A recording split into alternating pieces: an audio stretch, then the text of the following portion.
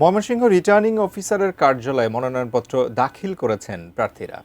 বিস্তারিত জানাতে এই মুহূর্তে ময়মনসিংহ রিটার্নিং অফিসারের কার্যালয় থেকে সরাসরি যুক্ত হচ্ছেন প্রতিনিধি আসাদুজ্জামান সুমন। সুমন, আপনি আছেন সেখানে, কেমন হলো মনোনয়নপত্র জমাদান? সারা দিন ব্যাপী কেমন দেখলেন সেখানকার পরিস্থিতি? বাবলি, ধন্যবাদ আপনাকে। আপনি যেমনটি বলছিলেন যে আসলে দিনব্যাপী উৎসব মুখর পরিবেশেই কিন্তু ময়মনসিংহের যে রিটার্নিং অফিসারের কার্যালয় রয়েছে এই কার্যালয়ে বিভিন্ন রাজনৈতিক দলের প্রার্থীরা এসে মনোনয়ন দাখিল করেছেন। আমরা দেখেছি যে ময়মনসিংহের ৩টি উপজেলায় বিএনপির বিদ্রোহী প্রার্থীরা মনোনয়ন দাখিল করেছেন, ফুলপুরে দাখিল করেছেন এবং ময়মনসিংহের ভালুকাতে বিদ্রোহী প্রার্থী মনোনয়ন দাখিল করেছেন এবং ময়মনসিংহের গফরগাঁওয়ে আজকে দিনব্যাপী কিন্তু এই বিএনপির মনোনয়নকে কেন্দ্র করে এক ধরনের অস্থির পরিবেশ চলছে।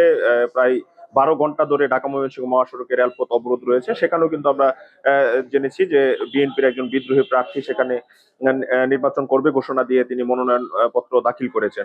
সব মিলিয়ে ময়মনসিংহ কিন্তু কোনো রকম বিশৃঙ্খলা ছাড়াই মনোনয়ন পত্র দাখিল হয়েছে এবং প্রার্থী যারা রয়েছেন তারা বলছেন যে আসলে একটি উৎসব মুখর পরিবেশে ভোট হবে এবং যারা ভোটার রয়েছেন তারা তাদের পছন্দের প্রার্থীকে বিনা বাধায় ভোট প্রদান করবেন এবং যারা সাধারণ ভোটার রয়েছেন তারাও বলছেন যে আসলে তাদের যে যোগ্যতার মাপকাঠি সেই মাপকাঠি অনুযায়ী কিন্তু তারা প্রার্থীকে ভোট দিবেন এবং আগামীতে তাদের যে সেবক হিসাবে তাকেই নির্বাচিত করবেন।